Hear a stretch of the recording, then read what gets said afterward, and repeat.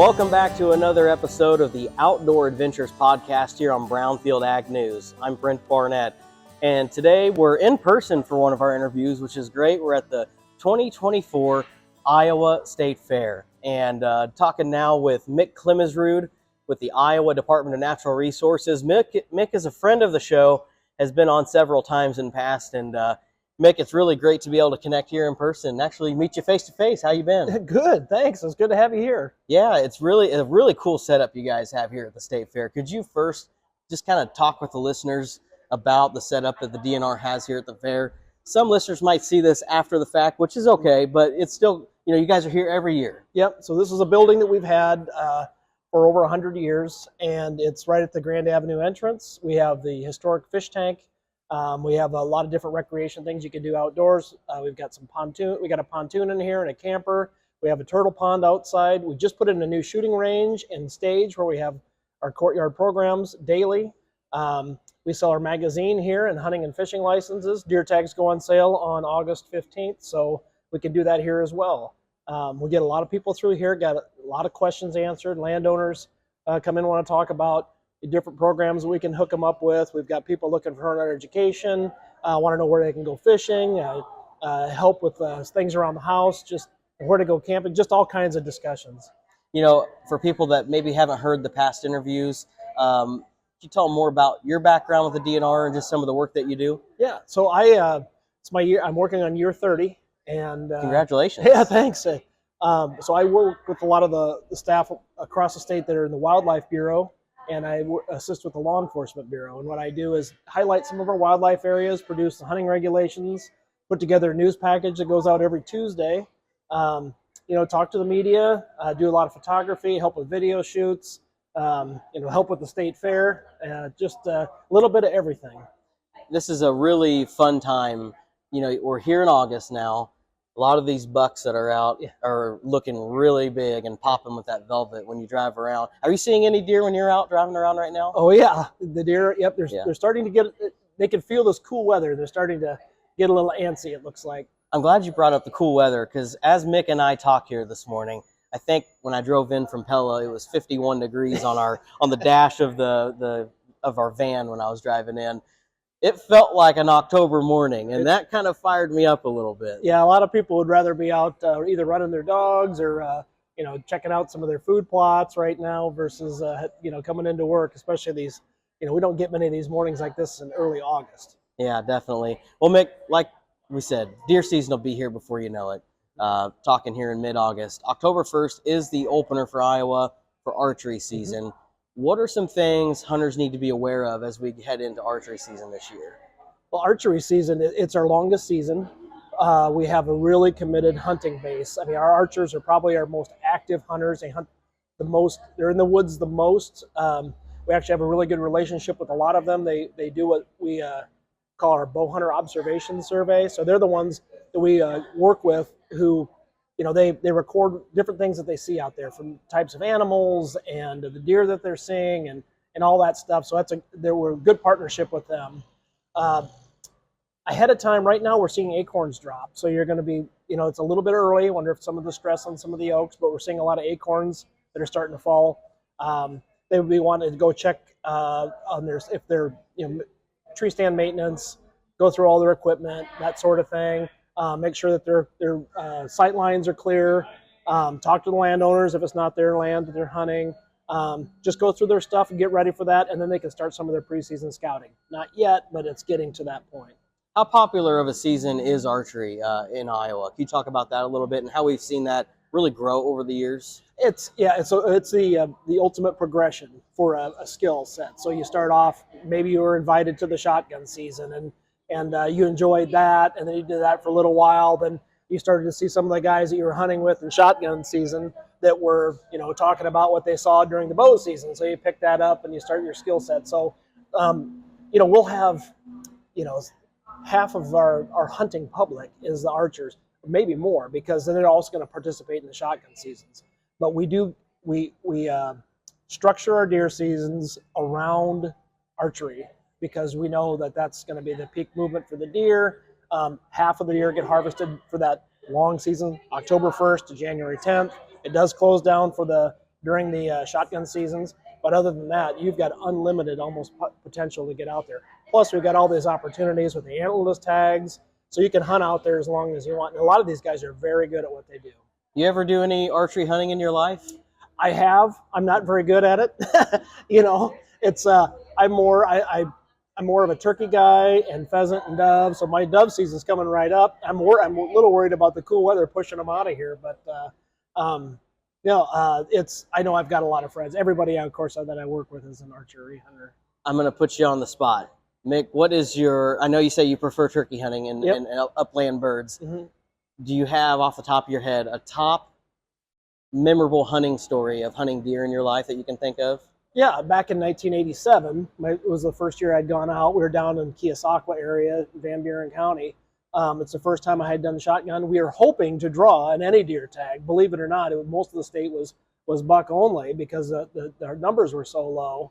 But it was the first time I had gone out, and I didn't know what to expect. But that first time is the most impressionable on you. You know, we saw coyotes running around. We did shoot a lot of deer. The people that had the any deer tags were the ones shooting does.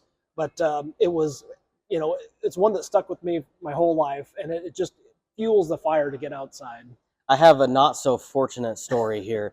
My first year hunting in Iowa, after we had moved here and everything got settled, I had taken a couple years off from hunting at that point, just with the transition, and we were having children at the time, right? Mm-hmm. So I think it was the second time I ever had a bow hunting sit in Iowa. It was a really nice morning. I think it was like November 22nd, you know, so getting a little later in the rut. Mm-hmm. And on this particular morning, I was not expecting what was going to come by. And it was, to this date, easily the largest buck I've ever seen while hunting. And Mick, at that point, I don't know where my mind was, but I wasn't in the right headspace of preparation. I was hunting on the ground too. And this doe came working by, and when this buck appeared, he was already within 20 yards. Oh boy. And I was just awestruck, right? Just watching this majestic whitetail.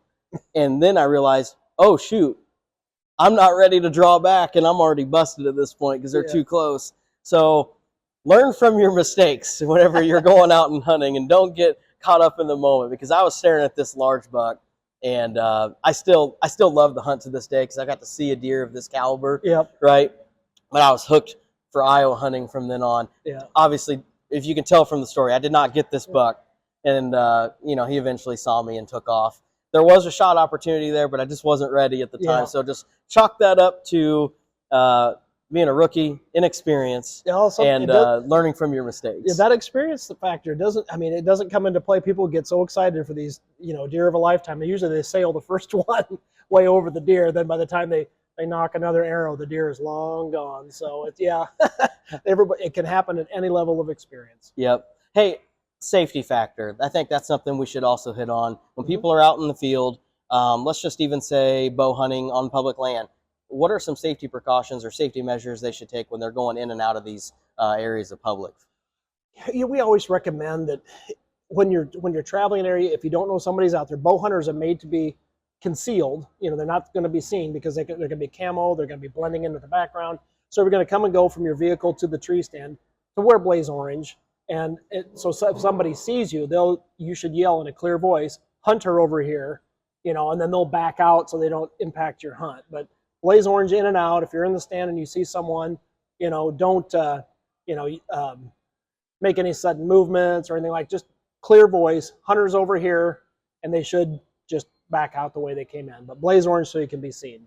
I think communication is also a really important aspect too. I had I guess you could say, an encounter with an out-of-state hunter here a couple years ago. We both arrived to a parking area at a piece of public at the same time. Mm-hmm. It was a really good experience. We both communicated. We introduced ourselves. He was very friendly. He was from Wisconsin and had drawn for that area of the state. I'm not sure how the non-resident zoning or anything of that works, but we talked for a little bit. He showed me on his app, I think it was the Atlas you guys have, where he was planning to go. Mm-hmm. I showed him where I was planning, and we talked it out, and we went our separate ways, and ended up meeting at dusk as well and just kind of talking about how things went. So communication can get you a long ways. It is. And I usually bring a paper map just because a lot of these places that you hunt doesn't have very good reception. So, but I've had a similar experience where it was turkey hunting, same type of thing. I was down a long lane, just looking at the map, and here comes another vehicle, and he gets out and like, where are you going to set up? Where are you going to set up? So you know that there's somebody else out there. You know, as long as they maintain that plan, that hunting plan, that you should be safe. So we're talking here with Mick Klemesrud from the Iowa Department of Natural Resources. We're at the 2024 Iowa State Fair. We appreciate you joining us. Mick, we have a few minutes here left on the show for the week. And as we talk here in the month of August, the August Roadside Survey has been underway. And this is something that counts the pheasant populations, right? Yeah, it started back in initially to count all kinds of different game, raccoons especially, but it has, over the years, it's been a very, very valuable tool to estimate our pheasant population and what the harvest could be in the fall. So it starts August 1st to the 15th. It's run over the same 225 30-mile routes every year. It's all of our law enforcement staff and our wildlife staff. So they get out in mornings with heavy dew, and they go at sunrise, and they drive very slowly on these gravel roads. The hen pheasant is going to push the broods to the roads. They make them easier to count, easier to see, so they're looking for broods and hens and roosters, and they compile all that into the August Roadside Survey, and that gives us an idea year over year, since they are the same routes, how the population's coming. I don't want to give anybody's spot away, but Mick, I can just tell you, okay, so I haven't pheasant hunted in probably, I don't know, 10, 15 years, and there's a piece of public that I deer hunt, and I tell you what, I have seen more pheasants and heard more pheasants on that property than anywhere I've ever been. They're out there if people want to go. I'm a witness to that. They are out there. Yeah. So a little breaking news: our harvest estimate was from last year was just under 600,000. So that's one of the highest pheasant harvests we've had in quite a while. So it's positive. We did have some flooding impact our nesting up in northwest and north central, west central Iowa.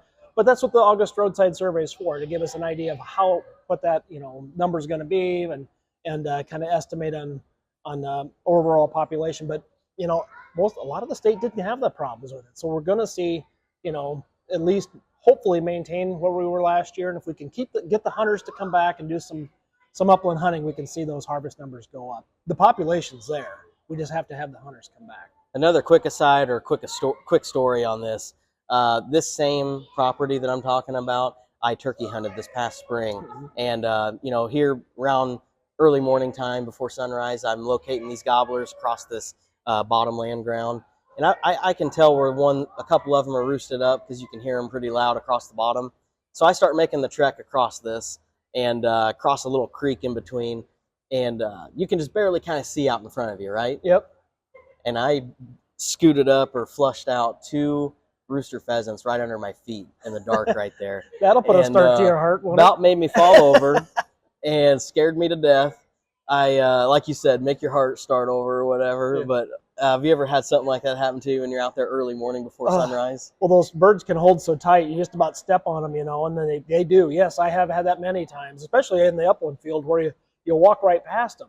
Yeah. Then they'll flush either right between your feet or legs, and yeah, you about fall over when that happens.